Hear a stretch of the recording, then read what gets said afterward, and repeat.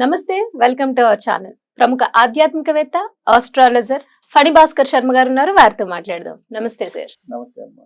ఫిబ్రవరి నెల ద్వాదశి రాశి మాస ఫలితాల్లో భాగంగా ద్వాదశ రాశుల వారికి ఎలా ఉంది అనేది చూస్తున్నామండి. అందులో కర్కాటక రాశి వారికి ఎలా ఉంది ఫిబ్రవరి నెల అనేది చెప్పండి. నమస్తే అమ్మా. శ్రీ గురుభ్యో నమః.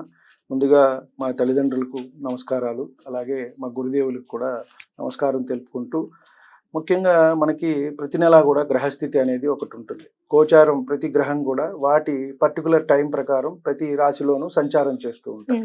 మనం ఫిబ్రవరికి తీసుకున్నట్టయితే వృషభంలో గురువు, మిథునంలో కుజుడు, కన్యలో వచ్చేటప్పటికి కేతువు సంచారం జరుగుతోంది. మకరంలో రవి, బుధుడు, అలాగే కుంభంలో శని, చంద్రుడు, తర్వాత మీనంలో చివరిగా రాహువు, శుక్రుడు ఉంటారు. ఇక్కడ చంద్రుడు అనేది మనకి తిరుగుతూ ఉంటారు. ప్రతి 2.5 రోజులకి ఒక్కొక్క రాశిలో తిరుగుతూ ఉంటారు కాబట్టి నెలంతా కూడా సంచారం చేస్తూ ఉంటారు. మిగతా గ్రహాలన్నిటికీ 30 రోజులు, 45 రోజులు అలా వాటి పర్టికులర్గా ఉన్నాయి. సో ఈ గ్రహస్థితిని మనం ప్రామాణికంగా తీసుకుని ముందుగా కర్కాటక రాశిలో మనకి పునర్వసు 4వ పాదము, పుష్యమి 4 పాదాలు, ఆశ్లేష 4 పాదాలు వస్తాయి. అంటే మనకి కొంతమందికి నామ నక్షత్రాలు కరెక్ట్ గా తెలియదు. కొంతమందికి ఆ పుట్టిన సమయం గుర్తుంటే గనక నక్షత్రం అనేది అందరికీ తెలుస్తుంది. ఒక 20-30 సంవత్సరాల నుంచి అయితే తెలిసేది కాదు. ఏదో ఆ తిథి అండి, ఈ తిథి అండి, వినాయక చవితి ముందండి, దసరా తర్వాత అండి అని చెప్పుకునేవారు. టైమింగ్ కూడా తెలియదు. కాబట్టి మనం చెప్పేది ఏదైనా ఫలితం అటు ఇటు అవుతోందంటే అదే లగ్నం మారిపోతుంది. ప్రతి 2 గంటలకి లగ్నం మారుతుంది.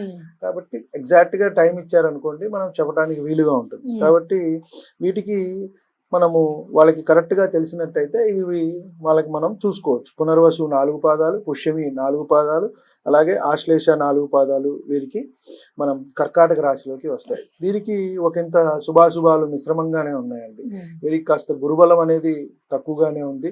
కాబట్టి కొంత ఇబ్బందులు, ఆరోగ్య సమస్యలు కూడా వీరికి ఉన్నాయి. అంటే కొంత మనస్తాపము, మతిస్థిమితం కూడా లేకుండా ఉంటూ ఉంటారు వీళ్ళు. ఎందువల్ల అంటే చంచలంగా కర్కాటకం అనేటప్పటికీ చంద్రుడు మనకి 15 రోజులకి ఒకసారి పెరగటం, 15 రోజులకి ఒకసారి తగ్గటం, పౌర్ణమి, అమావాస్య ఉంటుంది. వీళ్ళకి ఎక్కువగా ఆ ఇంపాక్ట్ అనేది ఉంటుంది కర్కాటక రాశి వారికి, చంద్రుడు ఎక్కువగా. అది ఏమన్నా మనం చూసుకుంటే మనం కొంచెం చెప్పవచ్చు, కానీ కొంత చంద్ర నక్షత్రాలకు కూడా ఈ ఇబ్బంది అనేది ఉంటుందన్నమాట.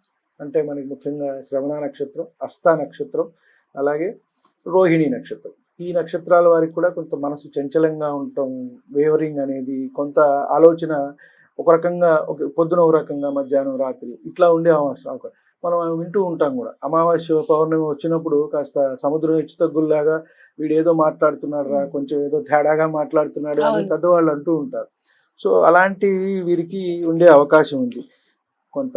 అలాగే భార్యాభర్తల మధ్య కొంత ఎడబాటు కూడా వచ్చే అవకాశం ఉంది. మనం ఇక్కడ చెప్పేదంటే ఒకళ్ళ నుంచి ఒకళ్ళు దూరం కూడా అయ్యే అవకాశం అనేది వీరికి కనబడుతుంది. అంటే వారి వారి ఆరోగ్య పరిస్థితుల రీత్యా కానివ్వండి, లేదా మనస్పర్ధల రీత్యా కానివ్వండి, కొంత ఇబ్బందికరంగా అనేది వీరికి ఉంది. కాకపోతే అన్నదమ్ములు, అక్క చెల్లెలు, మిత్రుల నుంచి వీళ్ళకి సహాయ సహకారాలు అందుతాయి. అంటే ఇప్పుడు ఆడవారికి ఏదైనా ఇబ్బంది వచ్చింది, వాళ్ళ అన్నదమ్ములు, అక్క చెల్లెలు వాళ్ళు సహాయం చేయటం, అలాగే మగవారికి ఏదైనా వచ్చింది అటుపక్క వారు కూడా సహాయ సహకారాలుగా ఉంటారు. కొంత కొత్త వ్యక్తుల పరిచయం వీరికి మంచిగా ఉండటం, కొత్త వ్యక్తుల వల్ల వీరికి కొంచెం స్నేహము అది జరిగి కొంత ఆ బాధ నుంచి వీరు బయటపడే అవకాశం అయితే మనకి కనబడుతుంది. కాస్త వీరికి స్థానచలనం కూడా సూచిస్తోంది. అటువంటి అవకాశం వచ్చినట్టయితే వెళ్ళటం మంచిది. ఎందువల్ల అంటే అదే ప్లేస్లో ఉండి కొంత ఇబ్బంది పడే కంటే కొత్త వ్యక్తులు, కొత్త స్థలము ఇలాంటి వాటికి వెళ్ళినట్టయితే వీరికి కొంత మంచి జరిగే అవకాశం ఉంది. ముఖ్యంగా వీళ్ళకి అష్టమ శని కూడా ఇబ్బంది పెడుతోంది. గురుబలము కొంత తగ్గటం, అష్టమంలో శని ఉండటం వల్లే వీరికి ఇటువంటి ఇబ్బంది. అంటే ఒకళ్ళ నుంచి ఒకళ్ళు దూరం అవటం. అంటే మనం తీసుకున్నట్టయితే వేరే చోట కూడా కొంతమంది ఉద్యోగాలు చేస్తూ దూరం అవుతారు, అది కూడా ఉంటుంది. మనం ఏంటంటే ఇక్కడ ఈ కర్కాటక రాశిలో ఉన్న వాళ్ళందరినీ కూడా మనం దీనికి అన్వయించలేము. ఎందువల్ల అంటే వారి వారి జన్మ సమయము, నక్షత్రము, దాన్ని బట్టి వారి దశాంతర దశలు నడుస్తూ ఉంటాయి. కాబట్టి మనం చెప్పేవి ఇవి గోచార ఫలితాలు మాత్రమే. కాబట్టి వీటిలో 100%, 80%, 90% వరకే కొంత ఉంటూ ఉంటాయి. 100%గా ఉండే అవకాశం అయితే తక్కువ ఉంటుంది. ఎందుకంటే వారి వారికి నడిచే మహర్దశలు, అలాగే ఇప్పుడు మనం ఇందాక భార్యాభర్తల మధ్య కొంత విభేదాలు రావచ్చు, లేదా ఒకరు విడిపోవచ్చు, కొంత ఒకళ్ళకి ఏవైనా జరగచ్చు అనుకున్నాం. ఎందువల్ల అంటే వారి వారి ఆరోగ్య పరిస్థితులను బట్టి, వారికి నడిచే మహర్దశలను బట్టే కొంత ఇబ్బందిగా ఉంటుంది. అలాగే బంధువర్గం వారు కూడా కొంచెం వీరికి సహాయ సహకారాలు అనేవి అందిస్తూ ఉంటారు. ఆస్తి తగాదాలు అయితే కొన్ని వచ్చేట్టుగా కనబడుతున్నాయి. అంటే మనం ఇందాక అనుకున్నాం కదమ్మా, ఒకళ్ళ నుంచి ఒకళ్ళు విడిపోయి ఈ సమయంలో ఒకళ్ళు ఇస్తామని ఇవ్వమని, ఇప్పుడు ఆడవారు ఉన్నారనుకోండి, ఆ భర్త నుంచి రావాల్సిన డబ్బులు కానివ్వండి, లేదంటే ఇల్లు ఏమన్నా ఉన్నప్పుడు అవి కాస్త ఇబ్బంది పెట్టడము, వాళ్ళు తగాదాలు చేయటము, అటు భర్త తరపు వాళ్ళ నుంచి ఇబ్బందులు అయితే గనక ఈ రాశిలో ఉన్న స్త్రీలకి ఎక్కువగా ఉండే అవకాశం అయితే కనబడుతోంది. మానసికంగా వీరు కొంత ఇబ్బందికరంగా ఉంటారు. కాబట్టి మనసు ప్రశాంతంగా చేసుకోవటం, వారికి దైవారాధన, వారు ఏ దేవతారాధన చేసుకున్నట్టయితే అది చేసుకోవటం అనేది వీరికి చెప్పదగ్గ సూచన. అయితే కర్కాటక రాశి వారు ఏ దేవి దేవతారాధన చేయాలండి? వీరికి చక్కగా శివారాధన చేసుకోవచ్చమ్మా, మంచిది. శివుడికి అభిషేకం చేసుకోవటం, నెలకు ఒకసారి మహాశివరాత్రికి మనకి శివాలయాల్లో చేస్తూ ఉంటారు. నెలంతా కట్టుకుని చేసుకున్నట్టయితే మంచిది. లేని పక్షంలో మహాశివరాత్రి రోజైన త్రయోదశి బై చతుర్దశి వచ్చిన దాన్ని మనం మహాశివరాత్రి అంటాం. కాబట్టి ఆ రోజు చేసుకున్నట్టయితే వీరికి మంచి జరుగుతుంది. కాస్త ఏంటంటే చంద్రుడికి కాస్త ప్రీతికరంగా ఉంటుంది.